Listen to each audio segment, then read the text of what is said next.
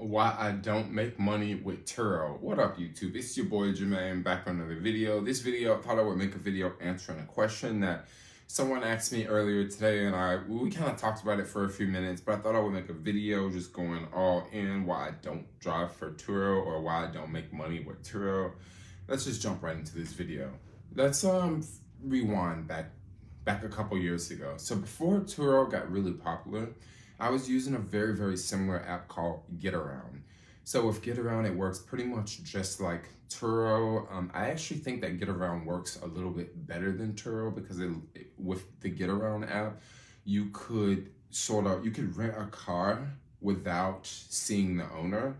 So there would be like certain cars in the city where you could sort of just go to the app and like request a time, and then you would just go to like the parking garage where the car is located. It would give you the code to get into the garage. And then once you get up to the car, like you would hit a button on the app that says like unlock car, and then you would sort of do a safety inspection, like walk around the car, take a couple photos, make sure it's not banged up or crashed or anything. And then you would get in the car and go. And then you would just return the car, similar thing. So I was using GetAround back before like Turo went mad viral, and like it's like all over the US now, and now I don't even hear anything about GetAround anymore. So years ago, I was looking at GetAround and Turo right about the same time, and this was like 4 or 5 years ago. I was thinking about, how can I make money with with Turo and with GetAround? It wasn't rocket science here. It's like, I could just go buy like a couple used cars anywhere from $5,000 to I don't know $10,000, and I could rent them out on the Turo platform. A and B, you get C, it's pretty simple. You go buy a $5,000 car, you get someone a little bit older, and you just rent it out on Turo. Now, that part is really cool, especially if you can get a renter to rent your car for like a month at a time, or if you get someone to rent your car for 3 weeks, 4 weeks, a week at a time. This would seem like it would work very well. But however, if I'm gonna have to meet people every single time, and let's say if I have 5 cars and I have to meet people every single time, well, like I said, this is cool if you're meeting them once a week or once a month, right? You're not spending all this time like going back and forth meeting people, okay? Now on the flip side, if you have 5 cars and you're renting them out, you're renting them out for 1 day, 2 days, 3 days, shorter rentals. Well, I mean, it doesn't take rocket science to figure it out that it's not as worth renting a car for like 2-3 days versus renting a car for longer. Now on the flip side, you can charge more if you rent a car for 2 days, 3 days. You can charge more, and then you would give someone a bigger discount if they're renting a car for like a month, right? So when I think about the ways I like to make money, I like to go for simple ways, okay? Now, when I sit back and look at the whole Turo model, yes, you can make a lot of money with the Turo model. But the biggest problem, the biggest reason why I never jumped into the whole Turo market is because there is too much, there's too many things that can go wrong along the way. Like, way too many things that can go wrong along the way. And it, I mean, just for me, I just don't want to deal with a business like that. You go rent a car to someone and they scuff up the rims, right? Well, how do you prove that they scuffed up the rims? Yeah, you can take photos and stuff like that, but like, is it really worth it going after them for scuffing up the wheels when it maybe costs like $75? Like, whenever you rent your car to someone, chances are they're probably gonna ding it, right? Something's gonna happen to it along the way, and I just don't want to be in that line of business, like charging someone for like leaving gum in the back seat, or charging someone for like some stain. Yes, this is business, but once again, this is a line of business that I just don't want to be in. There's a lot of ways you can make money out there. You could be a real estate agent and make a lot of money, especially here in San Francisco. However, I'm not a real estate agent because I don't want the stress to come along with a real estate agent. If you want to, you could be a drug dealer in San Francisco and you can make a lot of money. However, I don't want the stress, to be with a drug dealer. And once again, with Turo, you can make a lot of money, but you also have to deal with the stress that comes along with all that Turo money. When you think about renting cars to people, Some people would be like, cool, I don't mind, I'll rent my car out. But other people are like, nah, I don't think I want to rent my car out. For the longest, I was really thinking about buying a Tesla Model 3 just to rent it out on Turo. I was doing the math in my head and I was thinking, okay, yeah, I can make money with it. And I can also, drive the Tesla when I'm not, making money, when I'm not renting the car out on the Turo app. But then once again, if I do, buy a Tesla and put it on the Turo app, I'm gonna have to find a parking spot with electric charging. Or I could just find a regular parking spot, but then if I just find a regular parking spot, I'm gonna have to go take the car somewhere to charge, and then I'm gonna have to bring it back to the parking spot. So you can already kind of see like the mess that that's gonna be, like having an EV and like, okay, where am I gonna park it? Like, I mean, yeah, maybe I can go find an electric charging parking spot, but like, how much is that gonna be a month? Is that gonna be $300? Is that gonna be $400 a month? How much is the payment gonna be a month? It's gonna be like what, $800 a month? Not like, these are just questions to ask. Yeah, you can rent out a Tesla for more on Turo, but you can rent out a Tesla more on Turo today, maybe not next year when all those Teslas from Hertz start rolling out. So that's one thing that I was thinking about. Do I really want to buy a Tesla and put it on the Turo? And then once again, do I really want to put a brand new freaking car on Turo, yo? Literally a brand new car. Do I want to put that on Turo? When any random person can, just go online and rent it. I give you my brand new car and then you go drive it really fast. You go drive it through the mud, you go drive it here, you go drive it there. And then you bring it back to me and it's like trashed. Like, do I really want to, be involved in that? Now, I know a lot of people watching this video are going to say, don't put a brand new car on Turo. Like, don't put a brand new car on Turo. Okay, yeah, don't put a brand new car on Turo. Okay, so you can go out and get a used car and put it on Turo. But you kind of find yourself in the same scenario, You kind of find yourself in the same scenario. Like, I was, watching a couple YouTube videos online of people, talking about Turo and stuff like that. And they were talking about how, like, people would rent the car and then they would, supposed to bring the car back at Monday at 4 p.m. But then these people just don't come back.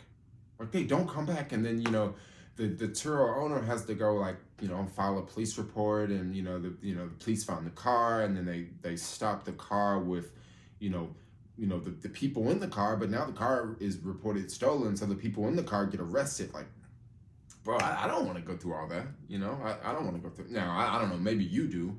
I think one of the biggest reasons why I don't want to put a car on Turo. Now, this is just something new. This is something that maybe you guys, would love to hear, especially if you're thinking about getting into this line of business on Turo. Now, I don't have a crystal ball here. I'm just going off of what has happened in the past with a lot of these Bay Area companies.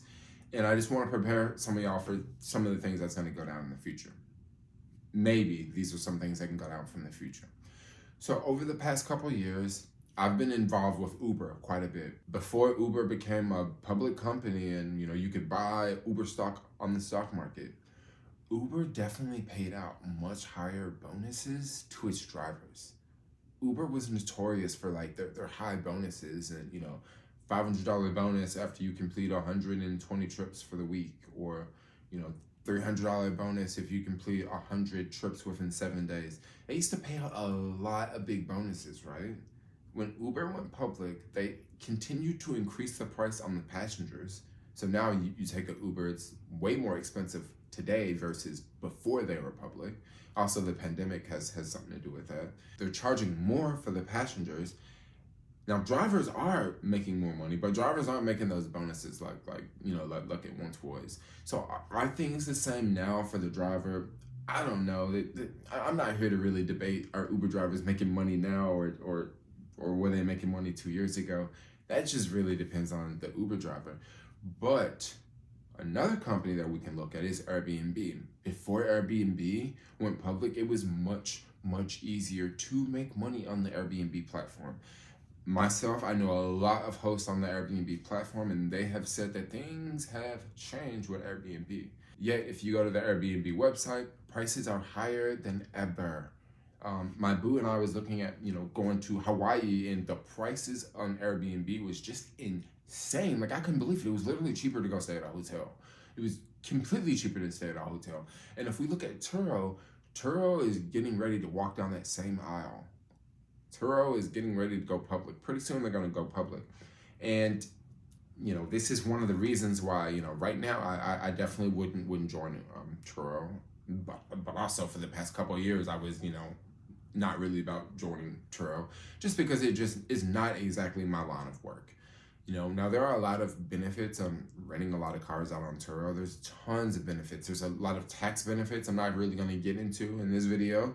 If you guys want to know more about the tax benefits, you know, you can go to type in Turo taxes up above here. Also, if you're like the type of person, you like cars and you just like driving different cars, Turo would be perfect for you. You know, especially if you like exotic cars, you can go out and, you know, start with, you know, a few cars, and then as you make more money, you can buy more cars and you can rent them out. And then on the weekends, you can drive them and stuff like that. Turo would be great for someone who, you know, if you work on cars a lot, you know a lot of, you know, things about cars. You know, if you're good with fixing cars, you know, Turo would probably be a really good platform for you. If you like washing cars, right? You know, Turo would probably be a really good platform. If you like cars, it'll probably be a really good platform for you. But me, personally, I'm not that big a fan of cars. I mean, I like electric bicycles. And I also like skateboarding and stuff like that. And, you know, the whole responsibility of, you know, lending out a car to someone, and I don't know, to me, I just think that's a little terrifying, like giving your car to a complete stranger. You know, maybe they're a really good driver. Maybe they're not a really good driver. You know, maybe they're not. Maybe, you know, you rent the car to someone else and they just give it to a friend, and their friend's driving the car the whole time. And, you know, you just did the background check on this person, but then this person turns around and gives you, I don't know. You guys know what happened with car rentals. People do all sorts of things in rental cars. People drive rental cars like crazy. I mean, have you ever rented a rental car? Usually when people rent rental cars, they just drive differently because they know it's not their car and they know they're going to give it back to the rental car company in a couple of days.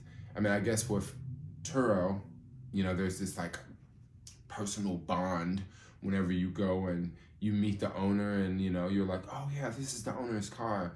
But believe me, most people don't think like that. Most people are just like, we were renting this car for 3 days, and if it breaks down, we don't care. If we run over something in the street and there's a flat tire, once again, we don't care.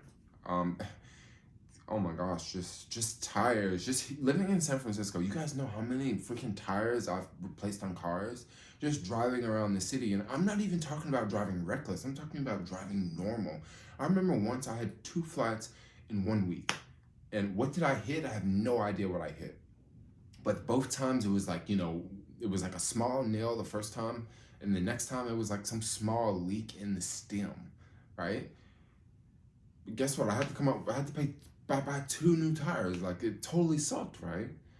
And then, you know, with Turo, if I'm the one if I own the car and, you know, someone rent the car, like, you know, is it my fault if if they run over something in the street and, you know, pop the tire? And, you know, of course they're going to argue with me. Of course they're going to say, well, you know, I parked the car, and when I get out of the car was on flat. And then who do I believe in that scenario? Like, I mean, this is just a line of business I don't want to go into, you know, especially hearing some of the Turo horror stories. But then on the flip side, a lot of people make a lot of money off Turo.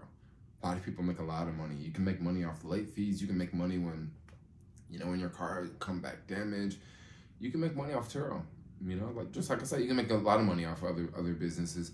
It just depends on what line of business you wanna be in. You know, if you like cars and you like tinkering with cars, Turo might be a really good one. But for me, I would run far away from Turo. I mean, that's just me. Well, anyway, guys, I just wanted to make a video talking about why I don't make money with Turo. You know, it was a question that came up today, and I got a chance to talk about it quite a bit. So I thought, yo, let's just come up and make a video and share it with you guys. Maybe I could help someone out, or, you know, maybe we can start like a discussion in the chat down below about Turo and renting cars. But anyway, like, comment, subscribe. Thanks a lot for watching, and peace out, yo.